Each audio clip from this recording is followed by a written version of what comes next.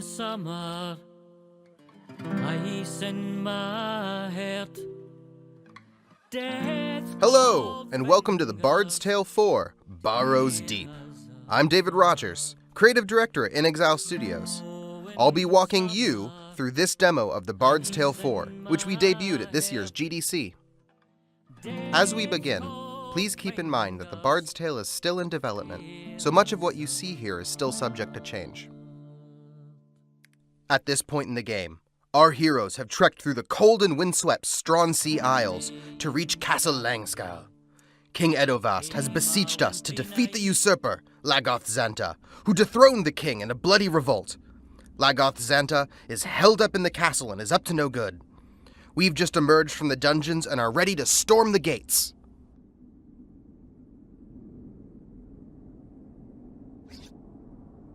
Our party is comprised of the heavily armored dwarven fighter, Dalglish, the bard Fiona, who can drink mystical booze to power her bardic songs, and the magical practitioner, the Green Lady, who might seem frail, but can unleash devastating arcane attacks. Let's be on our way. Langskal's ahead. How about a rhyme, lass, to lift our spirits? Well, I'll do my best. Let's see. To Xanta's lair came heroes fair, to make him weep and cry. Oh, who do I think I'm kidding? We're all gonna die. The gate is locked. Looks like we can fiddle with these old cogs to complete the gear and open the gate. This is just one of the many types of puzzle systems you'll encounter in the Bard's Tale. We use puzzles to lock doors, hide secrets, and disarm traps. Some puzzles like this one block your path, while many others are used to hide secret rooms filled with treasure or alternate routes. With this puzzle solved, I think we're ready to move on. Urgh.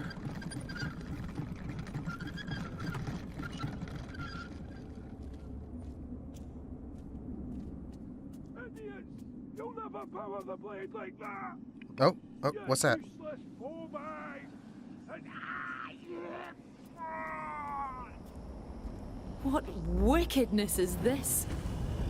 I don't know, Fiona. Let's murder our way to an answer.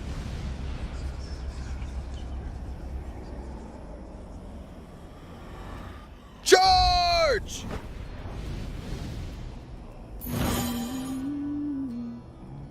I am ready!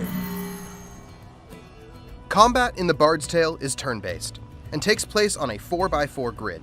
In this demo, you've got 4 opportunity points to spend each turn, which are shared across your entire party. You spend opportunity to activate abilities. Woodsman's Chop here costs 1 opportunity and will deal 7 physical damage to the first enemy within 2 spaces. Next, let's select the Green Lady. She's got a couple really powerful spells, but not enough spell points to cast them right now. She can cast Dragon's Breath, which is a massive AoE fire attack that sweeps across the battlefield. She can also use War Strike, which does a ton of damage and arcs between 2 enemies, but it's so powerful it takes an entire turn to cast. Let's have her meditate this turn so she can save up spell points for later. Lastly, let's switch over to Fiona. Fiona's got a Shillelagh, which grants her the ability Head Knocker. Head Knocker deals mental damage, which cuts straight through enemy armor and can also be used to disrupt some enemy abilities. Fiona's got a few magical songs, but she'll have to get a little drunk to play them. She can use Falcontine's Fury, which causes all enemies to take bonus damage, and Wayland's Watch, which is a massive enemy strength debuff. With only 1 enemy left on the battlefield, let's get a little drunk so that we can be ready for those cultists in the background that are sure to join the fray. Down the hatch. Blood is the only true.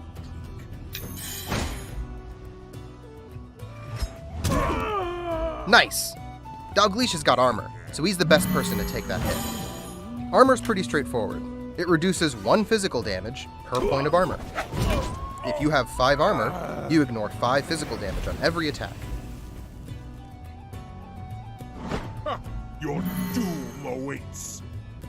Wave 2 approaches. Green Lady's now bursting with magic. Let's try her AoE ability, Dragon's Breath. I'll move her up so she can hit both of those enemies in the back. It has a T-shaped targeting pattern, so where she stands when she casts it matters a ton. And with them softened up, We'll use Fiona to finish off that archer and debuff the rest of them with Wayland's Watch, then end our turn. That'll set me up better for next turn. I don't want to take too much damage. What happened to me?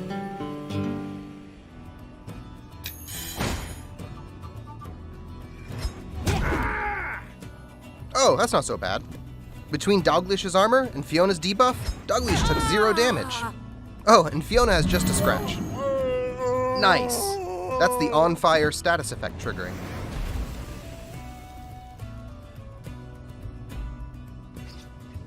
Alright, let's polish off this wave. Take a swig of elven wine for some extra spell points, and head knocker this last cultist to death. That's my mean drunk passive in action. Fiona throws her tankard after every drink. Character customization in the Bard's Tale is so deep. So much of the game is about finding cool combos and stacking passives and abilities together to make them stronger than the sum of their parts. Final wave. Now that she's good and drunk, let's bring out the big guns. Fiona will cast Falcontine's Fury for a huge team damage boost.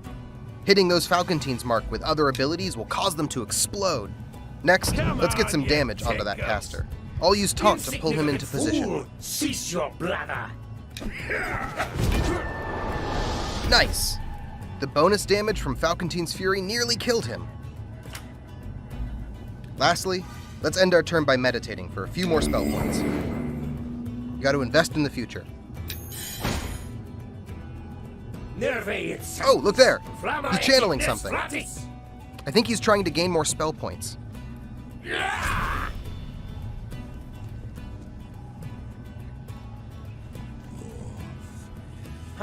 We're almost ready to finish this.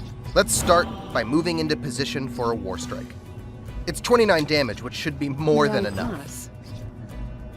War Strike will take a turn to cast, and I think I can finish this group off if I'm smart about my moves. They're channeling. Fiona has special boots that let her move further than normal. I can get her into position to one-shot that cultist. Then I'll have Doglish polish off this caster. Some magic users will explode when they're killed. You can use that to set up chain reactions. Alright, let's end my turn and let Warstrike finish the job.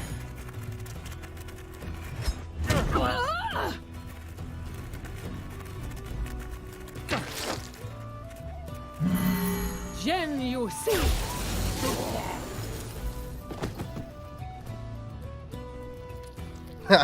I love watching them twitch.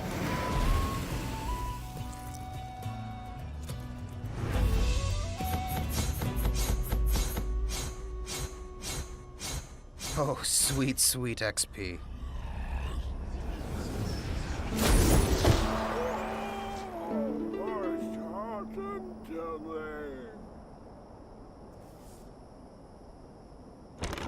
Aha! Booty! What have we got here? They have some gems. Sacrificial dagger. Yeah, that makes sense. Oh, hey, a journal. Let's take a look at that. Curse these cunning elven smiths and their impenetrable metaphors. What is this verse on the pommel supposed to mean? Looks like they're studying something. It's probably related to that fellow over there.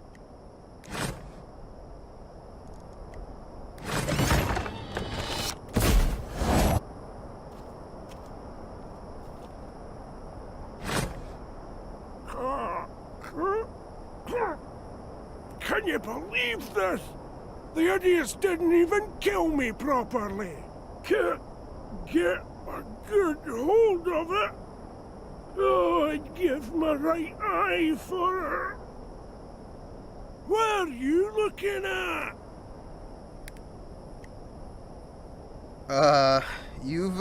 You've got something in your eye, buddy. You don't say. Stupid numpties thought using it to kill me would wake up its magic. Tried to tell them they just had to solve the puzzles, but would they listen? Ha! Know them!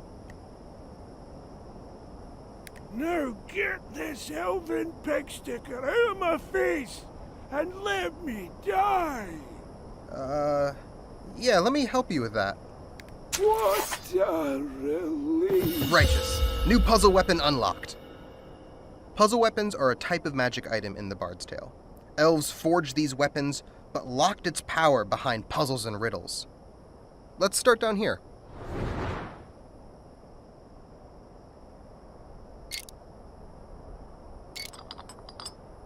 Thy violet hue doth pride imbue, while spiky head fills foes with dread.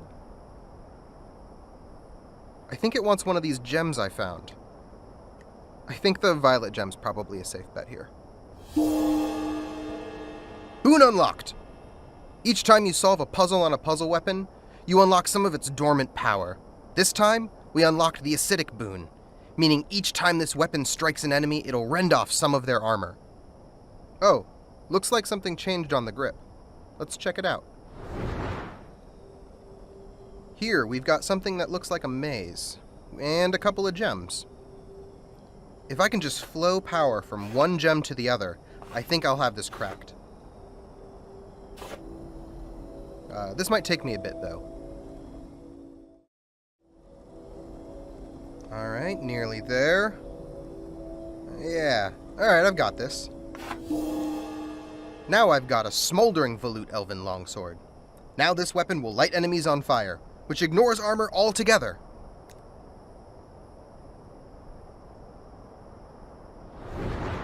Looks like we've got one more puzzle on this weapon, though.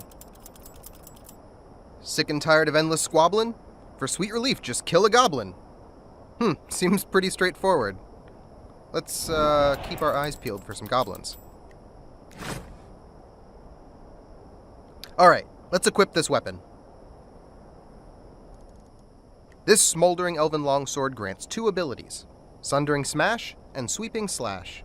Sundering Smash rends armor off of enemies, while Sweeping Slash looks to be an AoE ability. Great! If I use these abilities enough, I'll learn them permanently, and they'll show up in my mastery book. Let's equip this onto Dalglish.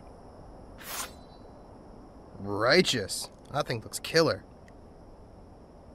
And before we go into the castle, let's loot everything that's not nailed down. Oh, that's cool. A statue. Oh man, this castle is imposing. And it wouldn't be an RPG without smashing barrels. Oh, a potato. Oh, nice, and a little blacksmith's forge. Sure, probably for the castle.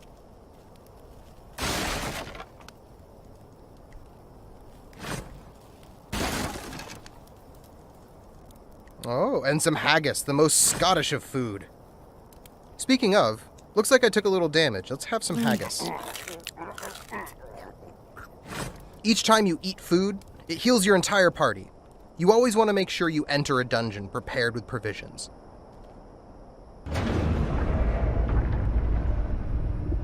And we've entered Castle Langskal at last. Oh, glorious.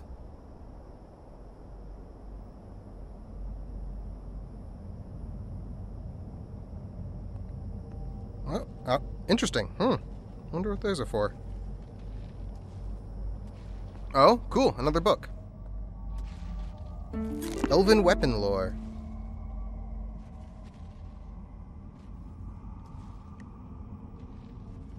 I'll come back to this.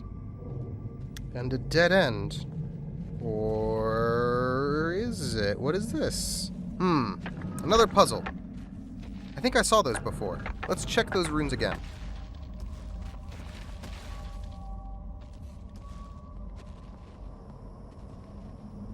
Yeah, definitely what I saw earlier. I think I've got it.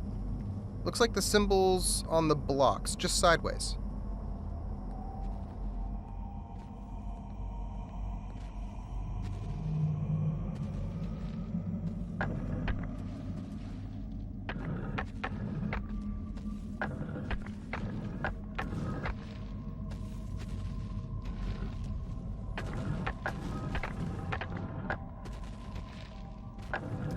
Voila! Oh, what have we here? It must be my birthday. Oh, a chest. Let's see what goodies we have in here. Oh, nice. We've got some pretty sweet loot here. Some apprentices' sandals, That'll make casting easier for my practitioner. Oh, and the razor. Some kind of magical dagger that poisons enemies. Nice. Alright, let's go upgrade the Green Lady. Oh, these boots are a huge upgrade. So much of the Bard's Tale is about stacking passives and abilities together and finding combos. Since Inner Power grants me 1 spell point per turn, and these boots reduce the cost of casting each time I move, I could probably move and cast Dragon's Breath just about every turn if I wanted. Nice! Oh, cool. Another book. Langskal History. Sounds enriching. I'll read that later. Ooh, that wall looks worse for wear. Thankfully, I've got a magical song for just such an occasion. As you explore the world, you'll collect magical songs that can be used to do things like raise the dead for interrogation, banish illusion, or, like in this case, shatter stone. Oh, am I interrupting? Looks like he's guarding that chest over there. Maybe I'll come back when you're done tidying up. Awkward. Alright, and up we go. I think we found everything down here. Oh, look, a luck stone. These ancient constructs can be found all over the world and act as checkpoints. They'll also heal your entire party. If I die, I'll return to the last luck stone I saved at. You'll sometimes have to go through multiple fights and traps before you reach the next luck stone. It's one of the ways we control difficulty.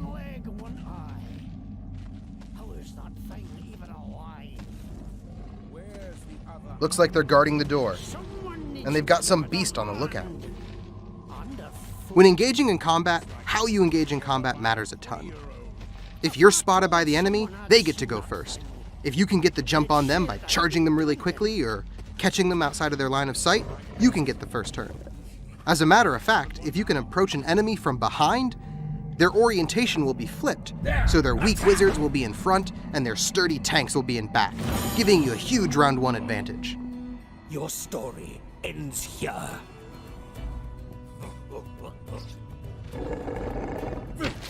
Alright, so I've got to watch out here. If Ashawn is focusing on an attack, it's going to take 1 whole turn for him to execute it. I either need to dive out of the way or break his focus with mental damage. Alright, let's jump out of the way and get some damage onto this archer.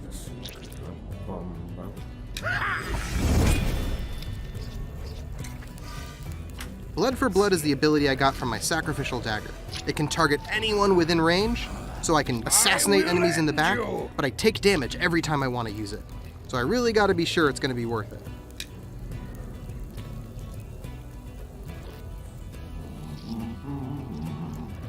Get this archer in the back row. Take him out. You shall die. Nice. I'll trade 4 damage for that. And let's chug a little trow squeezins. When chugging, I can choose from an entire array of mystical boozes. Each one does something a little different. Some get me more drunk, some get me more spell points, or some alter how my attacks work, like causing knockback or mental damage. Oof, close call. If anyone were to be standing in that, they'd probably be dead right now. And that priest started chanting. He's gonna start generating spell points. I don't want to let him do that.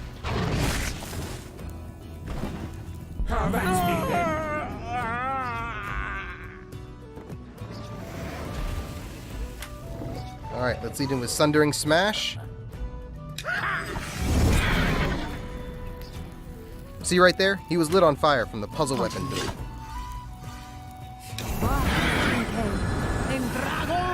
Some abilities, like Dragon's Breath, have a couple of different ways you can take advantage of them. You can either try and spread the damage out across as many people as possible, or if you go point blank to an enemy, they take triple damage from the attack. Fiona, put him down. Fantastic. Oh, wave 2. What do we have here? We will drink your blood. Oh, he's got some spell points. Let's see what he's got in store. And I'm out of opportunity, so I just need to pass my turn. Goblins. Aha! It's a wizard, and he summoned goblins. Just what I was looking for. I need to make sure I can get a killing blow on one of them with my elven weapon. Ooh, coward's defense. Oh, look at that, his armor shot up. Pardon me. Let's light them on fire. Fire ignores armor. Get it off!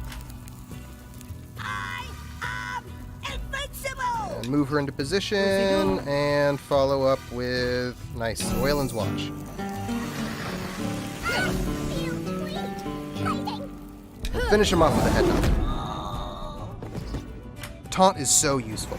It's not just good for controlling where enemies put their damage, but you can also take enemies like the wizard and pull them out of position. You can prey on his insecurities and force him to charge forward recklessly. Without the goblin guarding him, I can get a straight attack directly into him. Stand aside! He retreated behind his minions. That'll make him a little bit harder to hit. Oh, and Taunt's on cooldown, so can't pull that trick again. I'll have to cut through his allies. Fire!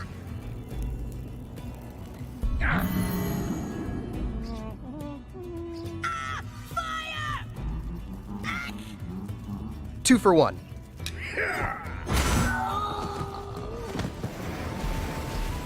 Oh, you are worse for wear. Dogleash is holding on to a bundle of potions, and he can throw them to anyone in the party. Out of Practitioner, Bard, Rogue, and Fighter, none of them come out the gate as your default healing pattern. But you can teach any of them to craft, and then let them hold on to your potions, and you can throw them around to your allies. What's happened to me? Alright. See if I can finish him off.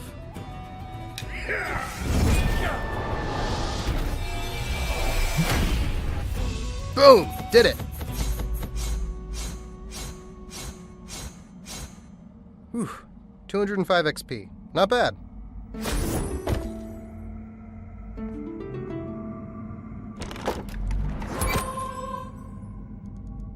Potato, don't mind if I do. That'd make a delicious stew. Alright. Now there's nothing standing between us and our destiny. Onward! Ah, there you are. You are the assassins who killed Mangar, yes? And you have my reliquary. Well, no matter. I am a planner, a thinker. I have prepared for your arrival. Eodvast's ancestors fitted this throne room with a way of taking care of petitioners who displeased them. Uh-oh. Something's coming. Look at them all! How many of them are there? I stopped counting when I got to 99.